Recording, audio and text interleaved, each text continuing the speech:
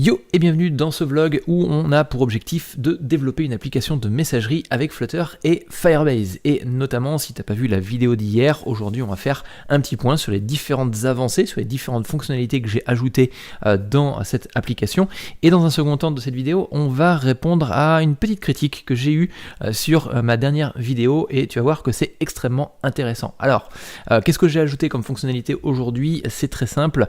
j'ai tout simplement ajouté la possibilité de pouvoir modifier un canal. Donc les différents canaux, c'est un petit peu comme sur Telegram. D'ailleurs, en parlant de Telegram, tu peux retrouver dans la description et bien tout simplement le canal qui te permet d'accéder à ce compte Telegram où tu vois l'avancée en temps réel de l'application, puis en même temps plein de petites astuces, des petits conseils, des petits hacks de façon à ce que tu puisses devenir un meilleur développeur. Tout ça, ça se trouve dans la description.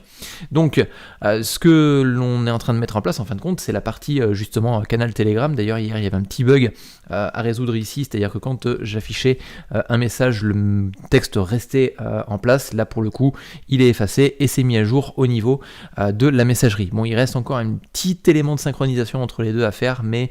c'est pas bien grave pour le moment. Donc j'ai ajouté aussi une autre fonctionnalité qui est le fait de pouvoir modifier en fin de compte le compte ou du moins le canal sur lequel l'utilisateur est propriétaire, et notamment d'avoir la possibilité de pouvoir modifier le nom. Par exemple, je vais mettre simplement général, je voudrais changer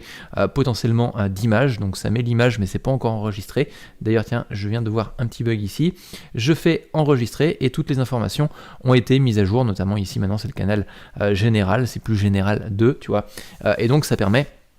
de pouvoir tout simplement avoir une mise à jour en temps réel des différentes informations, et ça absolument partout, grâce justement à la technologie qui est proposée par Firebase, qui me permet justement de pouvoir avoir un ensemble de triggers qui vont mettre à jour toutes les données de ma base de données et notamment d'informer toutes les autres personnes qui pourraient être connectées à cette application de cette modification. Donc vraiment c'est quelque chose qui est plutôt intéressant. Après j'ai ajouté la petite navigation qui va être temporaire parce qu'en fin de compte dans le cahier des charges que l'on a, c'est un cahier des charges un peu plus global où il y a absolument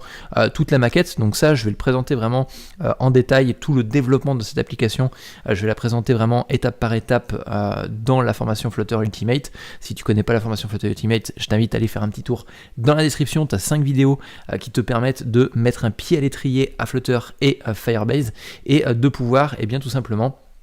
à commencer à développer tes premières applications mobiles. Donc ça veut dire que tout simplement toute cette maquette là qui se trouve ici, on est en train de la reproduire au niveau de l'application, mais la partie settings c'est simplement un élément qui me permet d'accéder en fin de compte à mon profil pour pouvoir me déconnecter. J'ai ajouté plein d'autres choses, notamment l'intégration des couleurs qui seront dans l'application au final, et d'essayer de les intégrer de façon complètement générique à toute l'application. Ça veut dire que si je fais une modification demain de la couleur principale de l'application, elle sera répartie absolument partout dans l'application. Donc ce qui est plutôt intéressant si on veut faire une évolution. Alors j'ai eu un commentaire extrêmement intéressant hier dans la vidéo que je t'ai posté, donc Flutter et Firebase pour créer des applications en temps réel. Notamment c'est effectivement j'utilise deux technologies qui sont Flutter et Firebase, et notamment il y a Kala qui a posté un commentaire que je trouve intéressant, qui élève un petit peu la discussion autour justement des différents outils que l'on peut choisir dans le cadre du développement d'une application mobile, et notamment ici concrètement il trouve très cool effectivement d'utiliser Firebase avec Flutter, ça c'est intéressant. Par contre il trouve effectivement que ça ne développe pas le mental, ou tout du moins l'analyse peut-être, ou la façon de développer, ou la technicité qu'un développeur peut avoir au fur et à mesure qu'il va développer ses différentes applications. Et en même temps, forcément ça crée une dépendance aux différents outils qui sont proposés, notamment par Firebase dans le cas présent. Il finit par justement toutes ces fonctions déjà faites amplifient la paresse. Donc d'un certain sens, je trouve ça extrêmement intéressant, puis je suis d'accord avec justement Kala, parce que concrètement le fait d'utiliser des outils proposés par d'autres compagnies, et quand tu les intègres dans tes différentes applications, tu vas avoir une certaine dépendance. C'est-à-dire que si demain je veux migrer l'application sur un autre système, sur une autre technologie, ça va être un peu plus compliqué pour moi de pouvoir migrer ces différents éléments, parce que mon application a une très forte dépendance aux différentes technologies qui sont proposées par Flutter. Quoique j'ai développé ça de telle façon à ce que demain je puisse par exemple exemple par un système de repository. Donc ça, c'est une structure que j'ai mis en place au niveau de l'application. Tu vois, j'ai un certain nombre de repositories qui se trouvent dans un dossier dans lequel je vais avoir un certain nombre de fichiers qui me permettent au final demain, si je le souhaite, tout simplement de virer Firebase et de passer par un autre système. Maintenant, effectivement, c'est quand même plus simple d'utiliser Firebase à l'heure actuelle pour le développement de cette application. Donc cette dépendance, effectivement, c'est tout à fait vrai, ça peut être un frein au développement d'une application, ou tout du moins au maintien de l'application par la suite, parce que on peut très bien avoir des coûts avec Firebase qui sont un peu plus importants, un peu plus, il suffit que tu aies une augmentation de trafic ou une augmentation d'utilisateurs sur ton application, que tu n'aies pas prévu de business model derrière, ça peut être vite contraignant. De l'autre côté, le fait que ça ne développe pas le mental du développeur, ou tout du moins son aspect critique, ou tout du moins sa technicité, je suis pas tout à fait d'accord avec justement ce raisonnement, parce que au final, derrière le développement de l'application, tout du moins je vais devoir m'adapter aux différentes technologies que Firebase va proposer. Je vais devoir adapter en fin de compte ma façon de développer. Mais en soi, sur la technique, sur le développement, sur le fait de coder, ça reste des lignes de code, ça reste de l'applicatif. Et bien concrètement, du côté back, je vais avoir du Node.js, et du côté front, je vais avoir du Flutter avec Dart. Ce sont deux langages de programmation, ça ne change rien au fait de développer l'esprit critique, ou tout du moins le fait de bien architecturer par exemple ces applications dans le cadre du développement d'une application. Et d'ailleurs, si on devait tout simplement faire abstraction des différents outils pour pouvoir développer notre application, dans ces cas-là,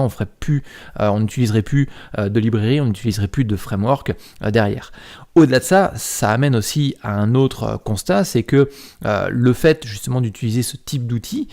permet de résoudre ou de répondre à une autre problématique qui est celle de la productivité.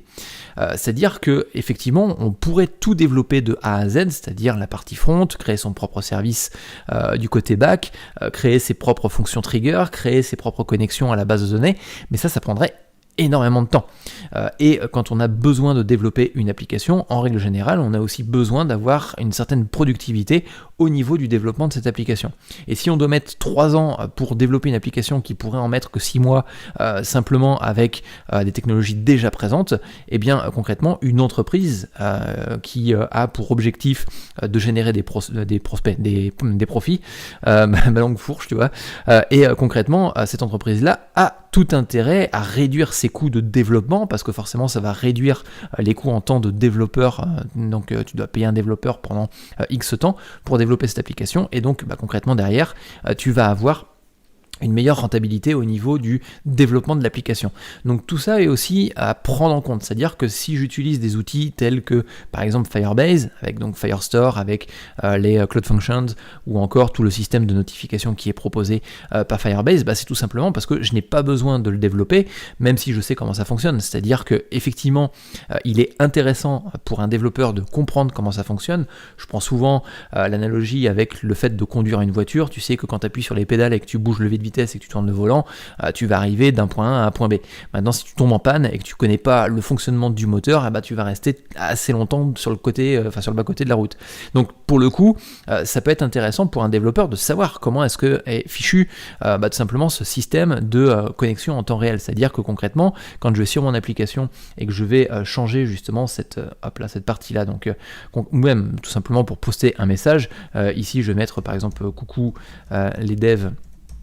pensez à liker, et bien concrètement le fait de pouvoir envoyer cette information et puis notamment de pouvoir avoir ce retour quasiment en temps réel, il faut savoir comment est-ce que ça fonctionne derrière, de façon à pouvoir s'adapter si demain on veut migrer sur un autre système. Là concrètement,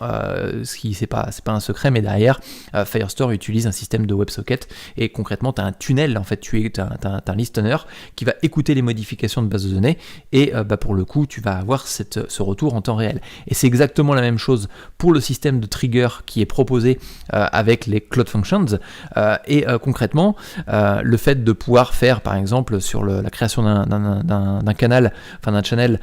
d'écouter le moment où ça a été créé. Encore une fois, c'est un système de listener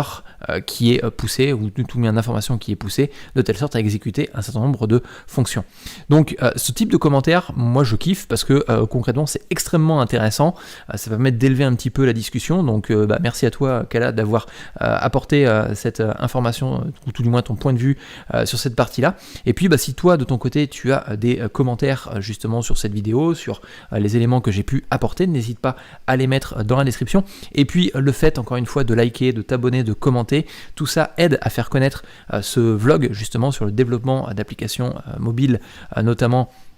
via Flutter et Firebase. À première vue, ça a l'air pour l'instant de vous plaire, donc n'hésitez pas à continuer à liker, continuer à commenter, c'est super sympa et ça m'encourage en même temps, et puis ça fait connaître la chaîne de plus en plus, encore une fois. Sur ce, si tu as apprécié, n'hésite pas à liker et n'hésite pas à aller dans la description, tu as plusieurs petits liens, tu as le canal privé, donc ça je t'en ai parlé tout à l'heure, c'est ce fameux canal où je te donne pas mal de petites informations à l'intérieur, des petites astuces, je te relaye aussi en avant-première les différentes vidéos que je sors sur la chaîne YouTube, donc comme ça tu as le petit privilège justement d'avoir des petites informations en plus. Tu as toutes les informations nécessaires sur la formation Flutter Ultimate, et puis tu as aussi la possibilité, si tu le souhaites, de pouvoir t'abonner à ma newsletter où je te donne aussi d'autres informations, des petites promos, des choses comme ça qui peuvent t'intéresser. Voilà, sur ce, je te dis à plus tard, ciao bye.